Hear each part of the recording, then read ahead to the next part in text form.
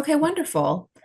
Okay, good morning. I'm going to go ahead and get my screen shared and the presentation started. Give me a moment.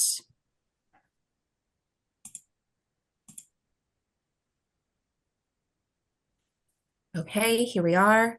All right, good morning. For those of you who do or do not know me, I go by Bess. My formal name in the SCA is the Honorable Lady Lisabetta di Rossi. I am located in the Barony Marsh of the Debatable Lands in the lovely Sylvan Kingdom of AEthemearc.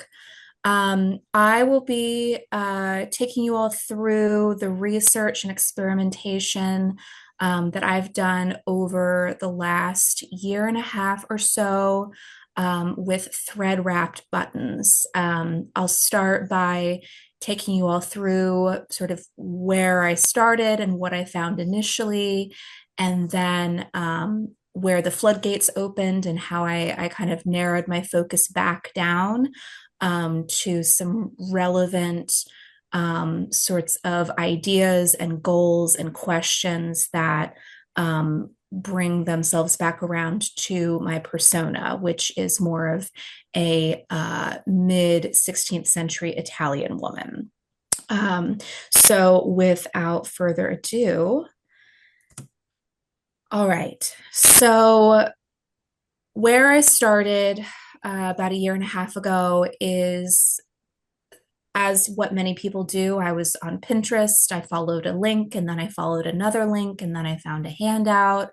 And I actually found several other Scadians who had made public their own handouts and research, YouTube videos, and so on. But I found this repetition of this particular sort of style uh, button that seems to be much more, as far as I have found, of a regional sort of English style. So these are what I've discovered and was able to name as a Dorset button. These particular ones that are more dimensional are called high top or knob button styles. And I found in the handouts and the websites and so on that were still accessible and available that, these folks were certainly attributing some of their findings to, our friend Janet Arnold, and a couple of other like like a soft pointing to sources, but it really didn't give a lot of exposition on that or expanding on so many other available button styles that you find in on extant garments and in portraiture. And so I started with what I had access to, which were these sorts of styles here. And I was able to at least identify that this particular English button industry are absolutely legitimate for pre 1600s. Thread wrapped buttons and hand worked buttons have been around for centuries ahead of this. But these particular button styles are cited as an industry that took off in about 1622 in Shaftesbury, and it's attributed to a man named Abraham Case. This particular man was an army man. I think it's plausible with his travels that some of these button styles and these ideas could have been taken from other parts of Europe, which would actually make sense once you start looking at different styles that you see in different regions of Central Europe and beyond. So this is just giving a snapshot into where I started.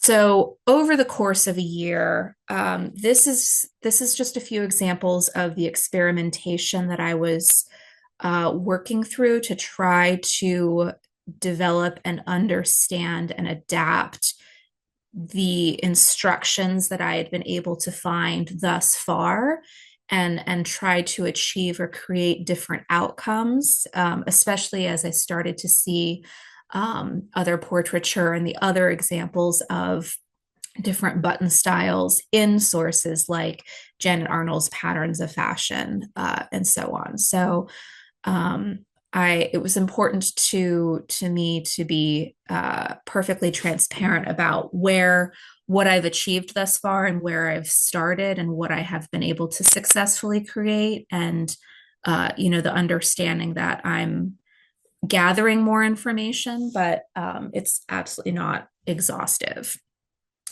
So with that in mind, there's this whole other wealth of button styles that we're finding. So the next couple of slides are just buttons alone that are found in the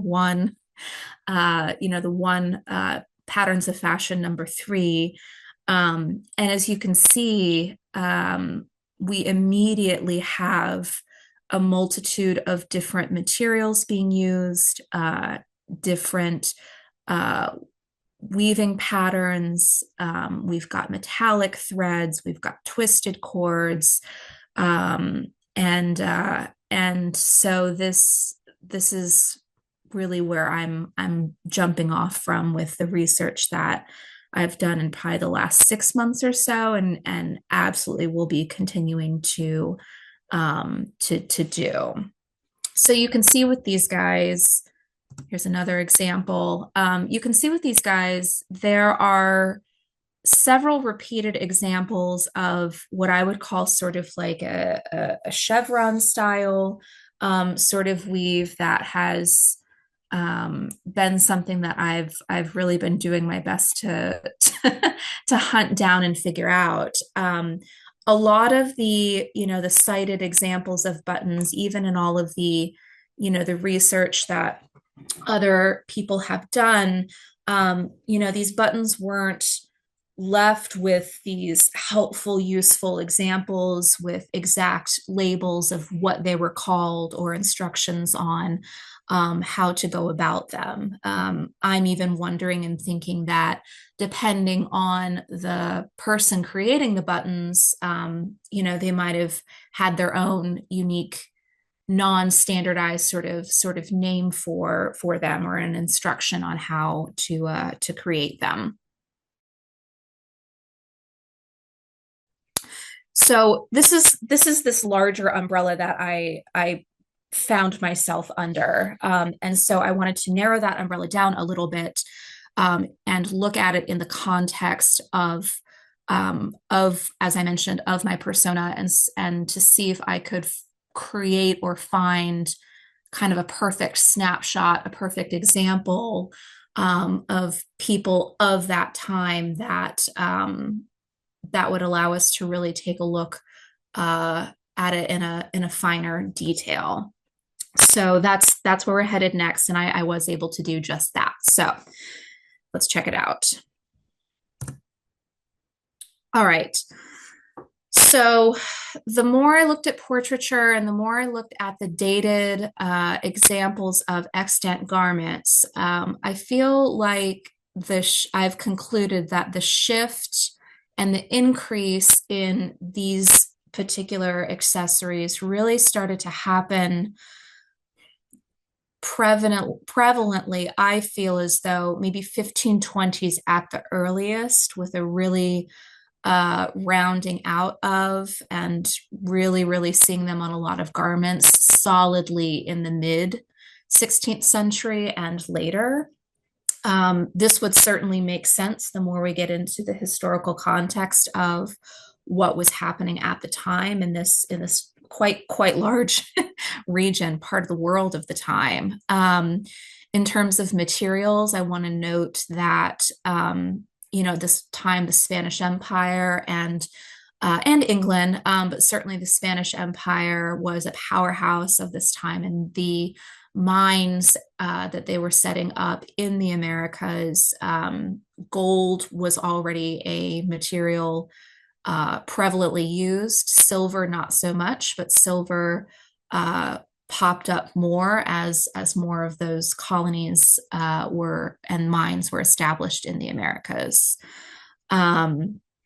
can't really ignore everything that's going on at the time with the Holy Roman Empire, and the connectivity of the Holy Roman Empire with France. We've got the Valois of the time, as I mentioned, the Spanish Empire, um, the entire Italian peninsula, and then there's a lot of interaction over this whole entire century with the Ottoman Empire and Hungary to a slightly, maybe slightly lesser degree. So the Italian wars created this very tidy sort of range of time that also overlapped perfectly with how and where and when I was seeing these buttons, as I mentioned, show up in portraiture and on extants dated to this window of time. So, um, looking at that, you can see, all of the shifting trade and alliance and conflict, and even like the cross pollination between different styles and different cultures is something that I feel like absolutely affected uh, this kind of phenomenon of these thread wrapped buttons. So honing it in a little further, so we've looked at all of these nations that are involved with one another during this period of time. But drilling it down a bit more, if we're looking at the Italian peninsula of the time, um, because this was the stage for the larger portion of the Italian wars, I feel like this is the space to really take closer attention to. So the Italian wars themselves took place 1494, 1559, reiterating that it involved Spain, the Valois of France, the Holy Roman Empire, the Ottomans. And I want to mention that a key component to all of this and the production of these buttons had to do with the silk industry as well. It was, you had the gold and the silver, but silk was by and large a huge industry for these nations and was by and large a material that was used to work these buttons.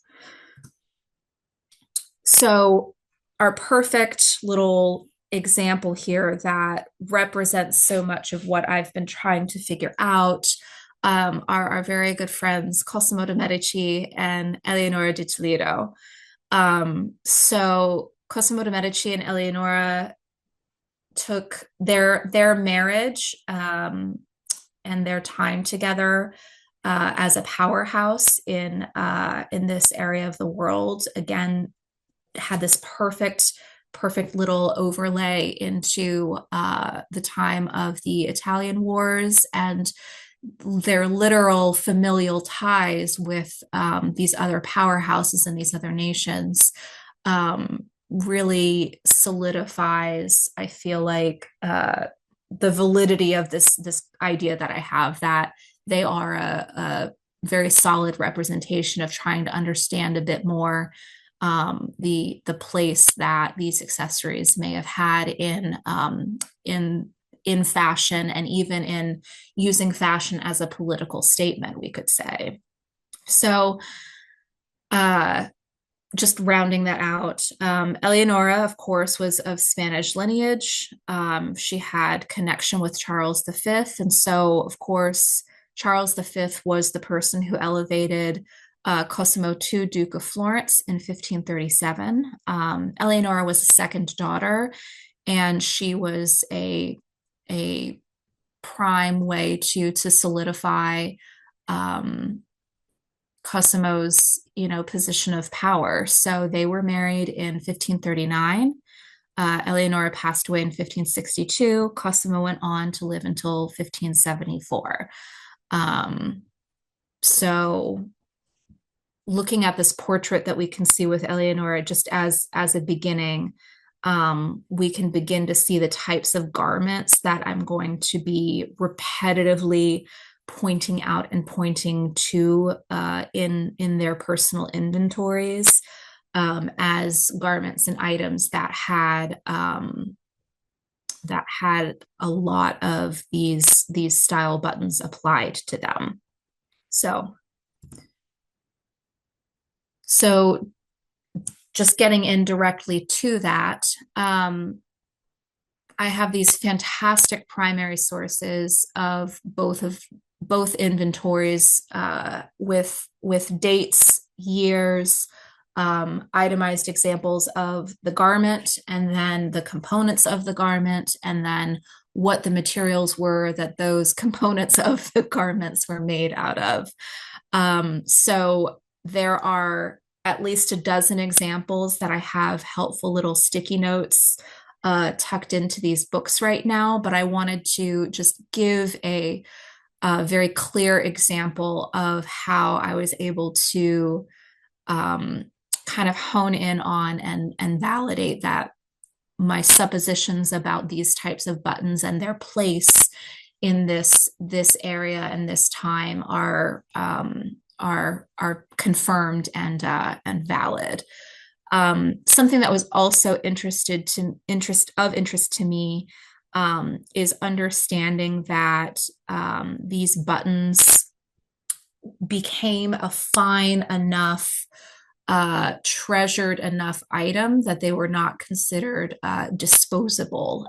These were items that we can see in the inventories in some places as having even been noted that they were taken from one garment and applied to another. We can also see there are some, I can attribute to some letters that nobility have written out to their tailors with instructions to do so.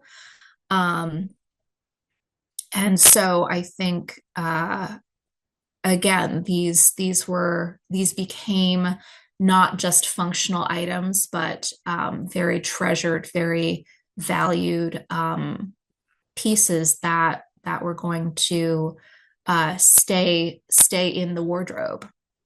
So if we could draw our attention to the image that I've taken from the inventory itself. So here we have a garment called a zamara. We'll spend a little more time talking about what that was and how that fit in.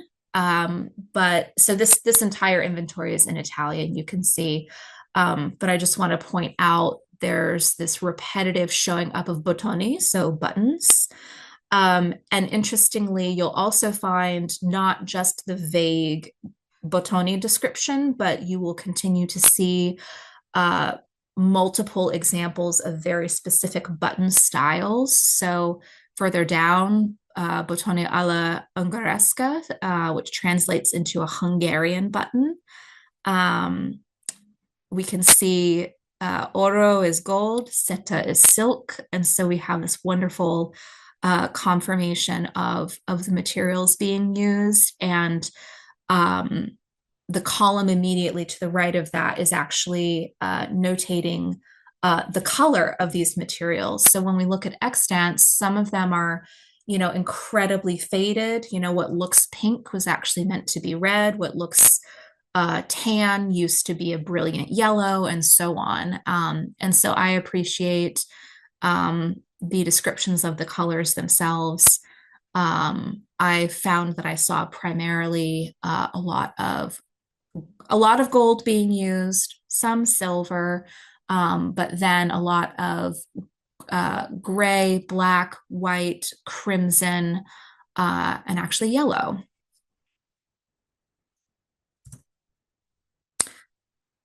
All right, so here we're getting into why did these even become a thing? And I think that certainly part of why these showed up had to do with a cross-pollination of different cultures and so on. I'll touch on that a little bit later, but solidly, squarely, I would like to make the claim that these buttons were a really, really interesting loophole to sumptuary laws. So let's talk about sumptuary laws. sumptuary legislation regulated button use in many Italian cities. So this brings us back around to, sumptuary laws happened in many countries, but we can cite that in the Italian peninsula, this was happening, this was going on. Cosimo de' Medici himself was actually one of the proponents of sumptuary laws during his time as Duke of Florence. Um, Legislators seem to have shown a certain leniency towards this item, probably because of the double nature, so ornamental and functional, which characterized it since the beginning. Restrictions included establishing the number and maximum value of these useful decorations and allowing the use of noble metals as long as production respected legal limits. Limitations varied also according to the social class and gender of the wearers. So I would like to touch on a couple of these points here. So first, allowing the use of noble metals. So as far as the sumptuary law can go, if you look at other portraiture of the time, you can see ouches and actual cast metal, gold buttons, buttons made of pearl, buttons made of gold and pearl, precious metal, huge hunks of metal, being finely crafted into a single button, and then over an entire garment. Wow, there's 50 of them, or more. And so I believe that what we're seeing here is, okay, so we can't have this opulence, or we can only have but so much opulence of, a cast metal, ouch or button. But what we can have is a metal wrapped thread, a gold wrapped thread that is then worked over a humble wooden core, but it's worked into such a beautiful, finely crafted dimensional object that there's still a richness and a luxury to it. Same thing with silk. Silk was a luxury item, and so that was interesting to me to consider that these were an adaptation. This was people adapting to those sumptuary laws to still have the have this a fine accessory that they wanted. I also noticed too, the idea of the gender of the wearers.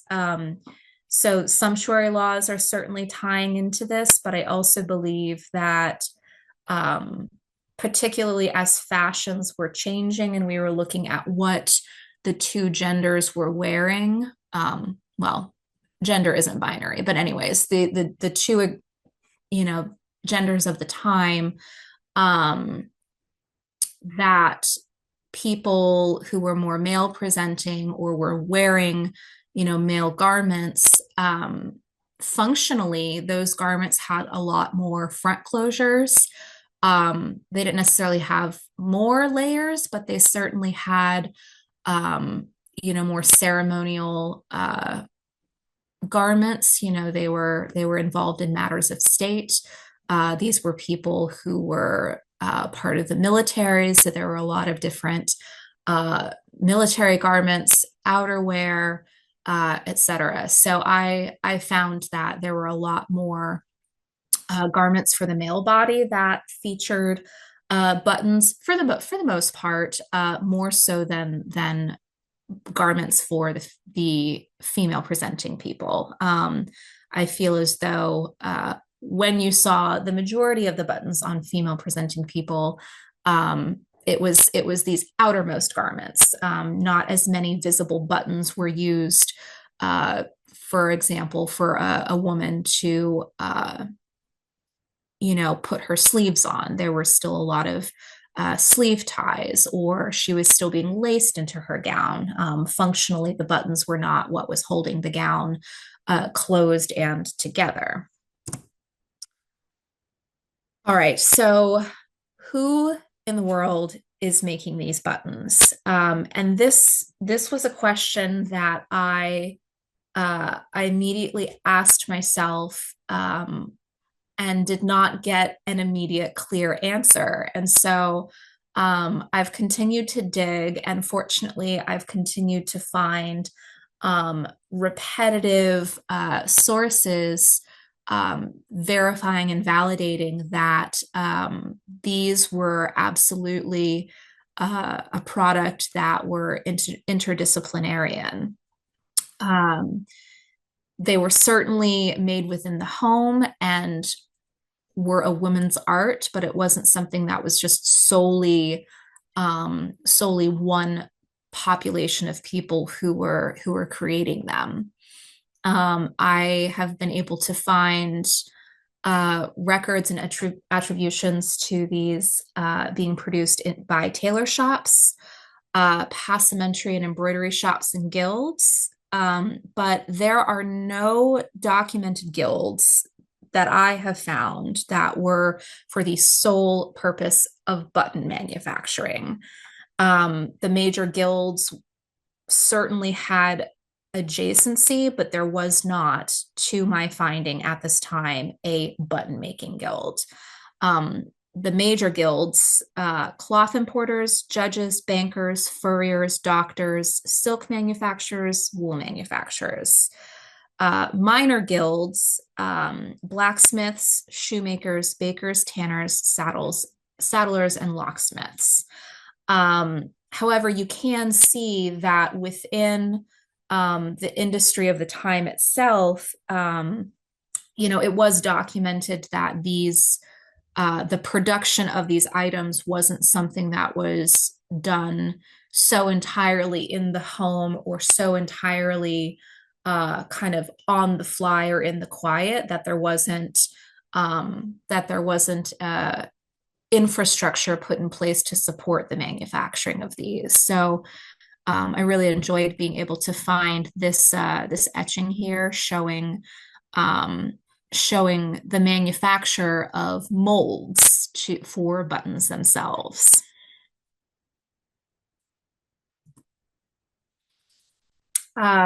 Further, as I continued to do more research, including in you'll see it in my sources at the end, but I've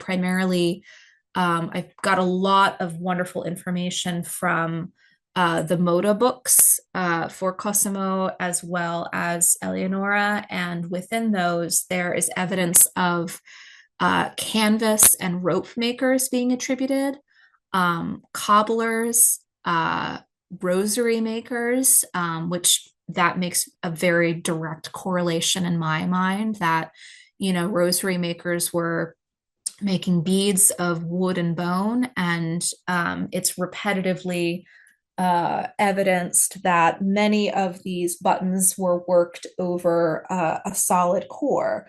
I see wood the most, but you also see bone, shell, and so on, as well as parchment. The other thing that I want to note too, just to reaffirm what I was commenting on earlier, in terms of the interdisciplinarian, qualities, when you look at the actual named guilds, or within the guilds or within history, you're able to name particular people who were known as within a specific profession. You can find dozens and dozens of names of tailors, and they were known as a tailor. That was their profession. That was what they did. And so just in contrast to that, very, very few people were evidenced. You can see here with button makers, we've got 3 names, and there's only one of them that's a whole name. So, and then the two names here at the bottom, these people happened to be named as button makers, but again, this was not their primary gig. They were flag makers. So again, it creates these buttons as just this really dynamic, kind of accessible, and as such, how much variation we must be getting, from person to person, and all the different wearers also. All right, but drilling it back down to the specific example we have of the Medicis. The Medicis themselves had a primary tailor that they worked with for a number of years. Mastro Agostino started with Cosimo, and although he continued to create things for Cosimo over the course of his life, Agostino really worked hand in hand with Eleonora. Um, we have several examples of cited leathers, including, for example, in 1542, a ropa embellished with silk embroidery. You can see him repetitively noted in the inventories as well. Um, Cosimo himself, so we're getting evidence here of this particular maker being instructed and having ordered to make or to procure buttons. And we're getting kind of a cross pollination again of embroidery, buttons, as well as passementerie, which passementerie, just to define, is the production of things like decorative, like gimp, cord, braiding, tassels, and so on, decorative finishing elements, which again, buttons are decorative, but they're also functional. So they lived in multiple worlds. Um, and then again, with the interdisciplinarian qualities, Cosimo was delivered a vestito, and the buttons were applied by the shoemaker. Uh, so we've got a couple of other people named here at the bottom as tailors who worked with and for the Medicis. But again, we've got this very drilled down looking at this one singular couple who happened to exist within this larger sort of stage of the world, who were owning and ordering the production of garments with these sorts of buttons. And in black and white, we're seeing it completely validated that this wasn't just one singular person or one singular industry. So now that we have a little bit of a better understanding about who was making these, how are the manufacturing of and the industry of, I wanted to circle back around to the examples I showed you in the beginning of actual existing buttons from that time period, and talk a little bit more narrowly about what they were actually created with. So it's stated a great many buttons were worked by embroidering or intertwining threads of gold, silver, silk, and other fibers over a bone or wooden button mold, that is, the button's internal part. So the gold and silver threads, as you can see, this image here on the right, this is one of several delicious, yummy, juicy, zoomed in images of gold and silver work that actually happens to take place on a sweet bag, a purse. This is from the early 17th century, but you can see quite a few other examples of garments and other items being manufactured with these materials of the time. So the gold and silver threads were hammered thin, and then they were twisted around a silk or linen core. The silk industry, of course, was huge across parts of the Italian peninsula, as well as we've got the Ottoman Empire, and at large, all of the other nations beyond it that were being traded through the Silk Road. But namely, we know that silk threads were produced in Naples, Bologna, and Mantua.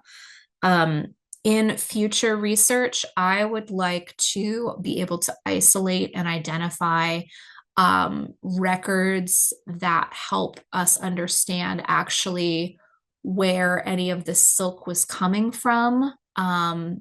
Meaning, can we identify that? How do we know what silk was being used and produced on a local level for items like this, smaller items like this, versus cloth? Or was this silk also being traded for and brought in from other trade partners? I'd really like to be able to drill down more into that.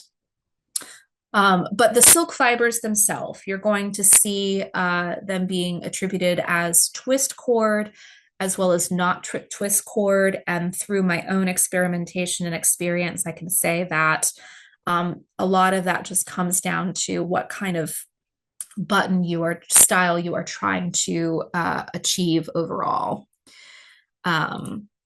So here's a few more. I just wanted to give you a few more lovely details of this bag that I mentioned. The image on the left is a lovely, very button looking kind of decorative tassel on the end. And then another wonderful example of the fibers where you can actually see some of the twist that happened originally on the internal core before the hammered metal was wrapped around it itself. All right. So with all of that context, all of that information, I wanted to circle back around to a couple of examples of buttons that I've begun to experiment with creating, and touch on what I've done and why I perhaps have not created or looked at these other button shapes um, that have been cited. So crowns and little pears, other trifles, buttons in the shape of apples and grania, small and medium in the form of acorns, little hats, snails, Turk's heads, and women with bows, which I probably have the most questions on what that shape is. And so we can see, this was specifically, these are valid names that were being used to describe these buttons, but again, uh, they weren't labeled and left behind for us. And again, to my knowledge, to the information that I have found, I have not currently found a original example or record of like a button catalog with names. And if I found one, I would actually want to find more than one so I could see if we were attributing the same names to the same shapes in more than one place, or was it again a matter of whoever was making these buttons was kind of deciding within their own purview what they were describing them as or having them known as. Um, we do know for certain, though, for example, that a Turk's head is something that is a knot style that has continued forward. The name hasn't changed. What it means hasn't changed. And so there are a few examples where we can say, aha, yes, we know exactly what that is. I have some guesses that I'll be able to show you with other button styles of the acorns and apples. I have some ideas about what perhaps they meant by that. Um, but um, but that's where the findings are so far. All right. So with that in mind, some of these items are repeated image from what we saw earlier in the presentation. These continue to be wonderful, beautiful examples that Janet Arnold has put together for us.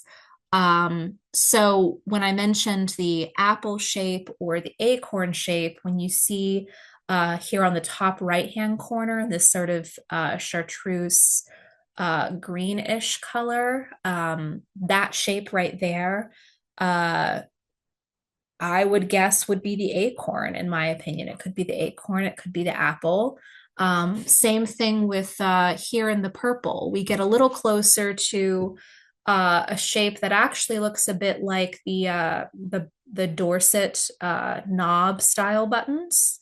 But then here on the bottom left, we have buttons that are completely like a dome shape. A sphere that's cut in half down the middle, essentially. There's a completely flat back, much more like what some modern buttons are shaped as. And so that's something that's worth exploring and continuing to find sources on. Regardless of the shapes of the buttons, I wanted to talk about how they were applied. Again, I mentioned earlier in the presentation that we were going to be taking a look at what garments they were showing up on more, who was wearing them more, and so forth. So of this time, particularly, with Eleonora as a wonderful example that we have, women's outer garments, like the samara, an outer garment that Eleonora wore repeatedly throughout her life. This illustrates both. So there's a Hungarian outer garment called Adelia. The Spanish garments of the time were known as ropas or rebone. The men's versions, if we're looking in Cosimo's inventories, are not being called zamara, they're being called a vest.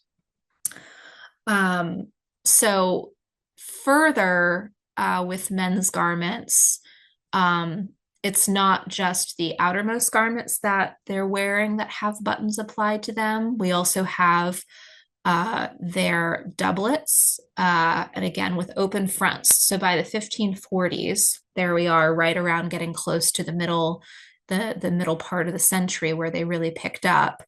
They became increasingly visible as a fundamental element of elegant costume and were duly embellished with decorations. Other garments are including jerkins, otherwise known as coletos, and those were made of leather. As we saw with an example earlier on, purses and bags, even some foundational garments, the undershirts and the linens that were touching the wearer's body, at the wrist attachments, you would see buttons, as well as in some cases the neck, although the buttons that I've seen in portraiture on m.k.a happen to, so far from what I've found, be smaller metal buttons. But again, maybe that was something where they didn't have to make the loophole. It was just a tiny little gold button and they could show their wealth that way, without breaking any rules. So a couple more visuals here for us. So again, this continues to be men's garments. So we've got that outermost garment here on the far left, really showing, the influence that is coming from the Hungarian dahlias of the time. It wasn't just as simple as buttons down the front either. As you look closer into the influence of other cultures, including Hungary and the kaftans of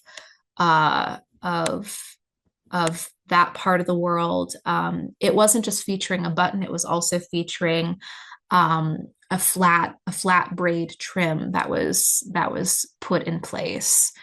On the right, of course, you have a doublet with buttons all down the front as well as on the wrists. And these examples here on the bottom, these detail shots, include the garment that Cosimo was buried in. His funerary garment is the one that is this central image here, right in the middle.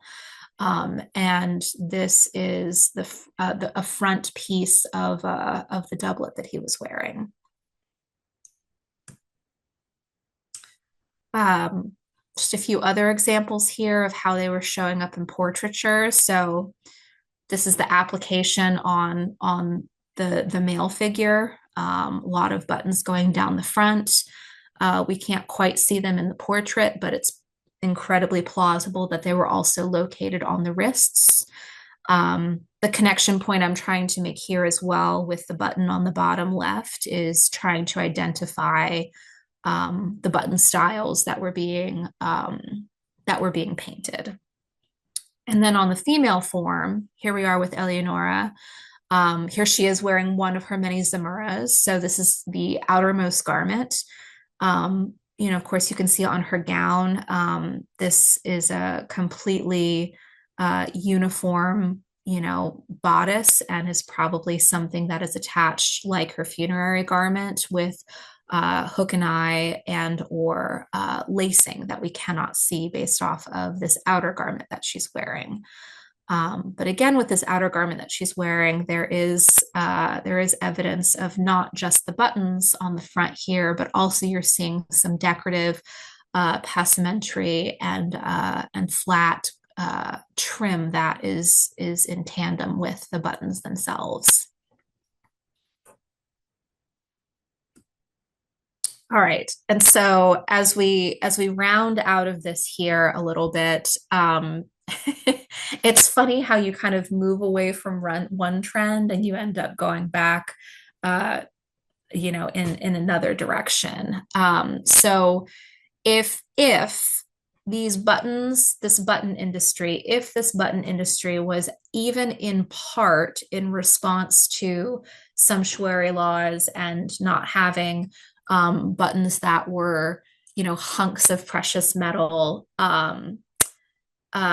We go through this period of time where these fabric and thread wrapped buttons are being produced. And then as you get a little bit later on, you then have evidence of cast metal buttons that are being made to look like the thread wrapped buttons. They are literally cast to imitate what the dimensionality would have been if they were worked with threads. And so I think on the one hand, there is something about this that's just very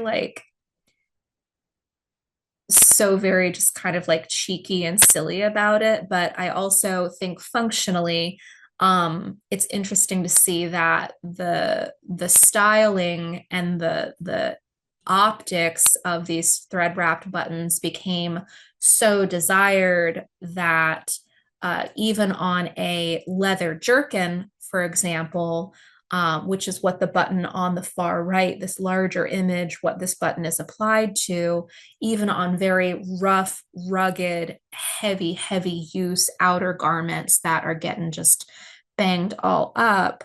There was a style choice, there was a decision and a desire for a button that wasn't just, it wasn't just like a rounded hunk of metal that got the job done. This was created in mind and with the intent to mimic the thread wrapped buttons. These guys here on the left are two of several buttons that have been excavated on the Jamestown settlement, really interestingly. There are also, I did not include them in this presentation, but you're welcome to use the source to go to that website and look at. There are other buttons that are made with wooden cores that are worked in fibers. There's a really excellent example of one that is made with silk thread, or silk and silver rather. All right, so we've really come to the point where this is the research and these are the connection points that I've compiled thus far. It's not exhaustive. I have so much work to still do. I have so many answers that I still want to answer.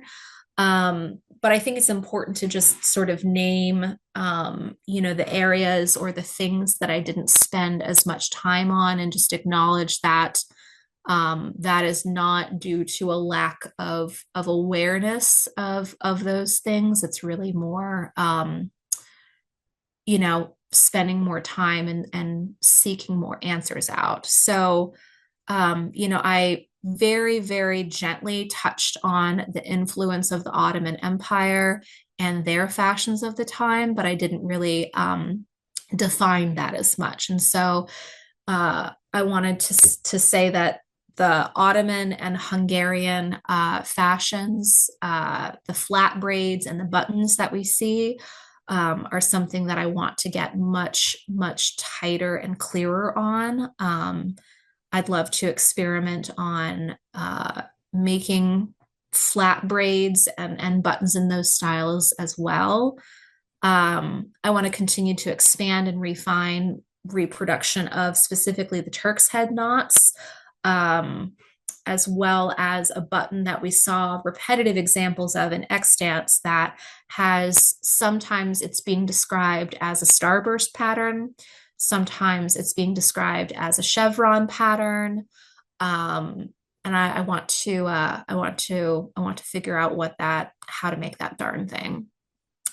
I'd also like to do more research in and practice in understanding the different button shapes themselves. We see plenty of spherical round buttons, and those are perfectly valid, and I could do that to the end of time. But I would like to experiment with the button shape itself. If I were going to do an acorn shaped button, trying to understand